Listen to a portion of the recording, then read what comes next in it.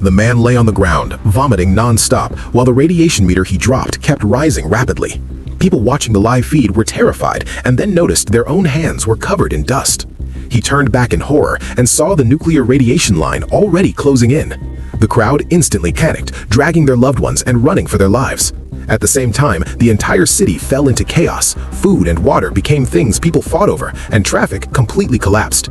Everyone wanted to escape the city before the radiation arrived. Even the rescue teams went on strike and fled.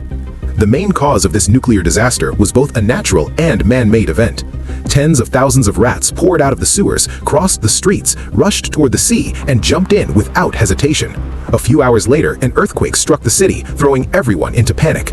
Raghav, who worked at the nuclear power plant, sensed something was wrong.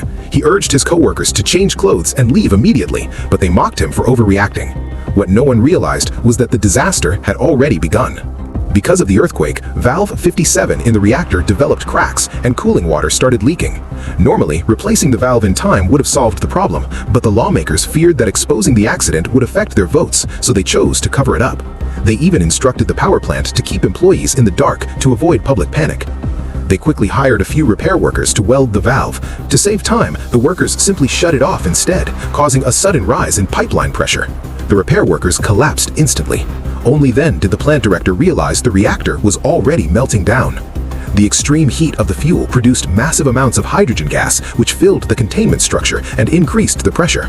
If the pressure exceeded the structure's limit, it would cause a nuclear explosion, allowing radiation to leak out and putting the entire city in grave danger. Even at this critical moment, the lawmakers still worried about public reaction and their political future. They lied to the president, claiming they had ordered the evacuation of residents within 30 kilometers and that the situation was under control. In reality, only one small village closest to the plant was evacuated, and even that was disguised as a fire drill. The villagers were taken more than 100 kilometers away. Meanwhile, the plant workers tried to escape, but discovered the only exit had been locked.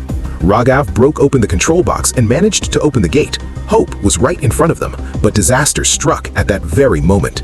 The explosion sent massive debris crashing into nearby residential buildings, plunging the entire city in crisis. When Raghav woke up, the scene looked like hell on earth. The co-workers who were talking just moments earlier were now unrecognizable. He and a few injured survivors supported each other as they walked out of the plant. Because they were closest to the reactor, they suffered the most severe radiation exposure. They were treated as contamination sources and isolated nearby.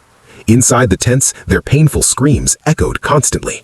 Even strong medicine was useless, and doctors could only pour cold water over them to ease their suffering. And even prayers offered very little comfort.